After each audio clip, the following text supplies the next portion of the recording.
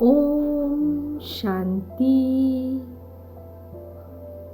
4/4/2024 প্রাতঃমুরলি বাপদাদা মধুবন। বাবা আজকে বললেন, মিষ্টি বাচ্চারা ঘর পরিবারে থেকেও পারলৌকিক বাবার কাছ থেকে সম্পূর্ণ অবিনাশী উত্তরাধিকার গ্রহণ করতে হবে।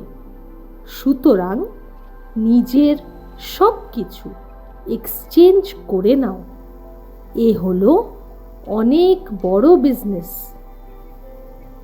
আজকের প্রশ্ন হলো, ড্রামার জ্ঞান কোন বিষয়ে বাচ্চারা তোমাদের অনেক সাহায্য করে থাকে? বাবা উত্তর দিলেন, যখন শরীর রোগগ্রস্ত হয়ে পড়ে তখন ড্রামার জ্ঞান অনেক সহযোগ প্রদান করে থাকে। কেননা তোমরা জানো যে এই ড্রামা হুবহু রিপিট হচ্ছে। এখানে কান্নাকাটি দুঃখ করার কোনো প্রশ্নই নেই। কর্মের হিসাব নিকাশ মেটাতে হবে। 21 জন্মের সুখের উপহারের সাথে তুলনা করলে এই দুঃখ কিছুই নয়।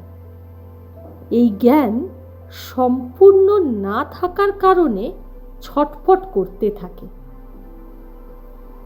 ওম শান্তি। ধারণার জন্য মুখ্য সার।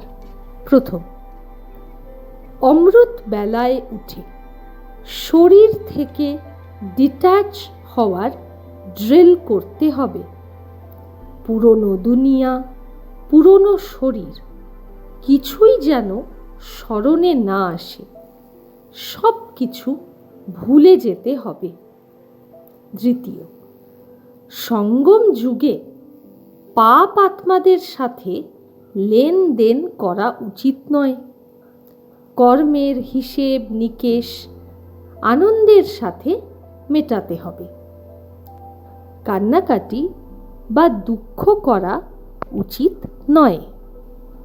সব কিছুই বাবার কাছে সমর্পণ করে ট্রাস্টি হয়ে সামলাতে হবে। আজকের মধুর বরদান হল, অনুভবের শক্তি দ্বারা স্বপরিবর্তনকারী তীব্র পুরুষার্থী ভব।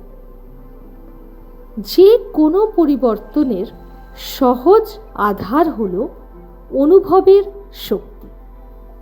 যতক্ষণ অনুভবের শক্তি না আসে ততক্ষণ অনুভূতি হয় না, আর যতক্ষণ অনুভূতি না হয় ততক্ষণ ব্রাহ্মণ জীবনের বিশেষত্বের ফাউন্ডেশন মজবুত হয় না এবং উৎসাহ উদ্দীপনার চালও থাকে না।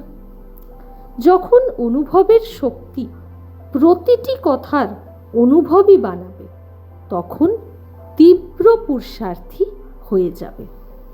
অনুভবের শক্তি সব সময়ের জন্য সহজ পরিবর্তন করিয়ে দেয়। আজকের মিষ্টি স্লোগান হল,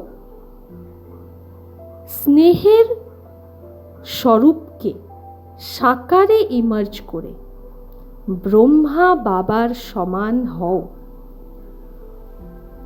শুক্রিয়া মিঠে শিব বাবা। ওম শান্তি।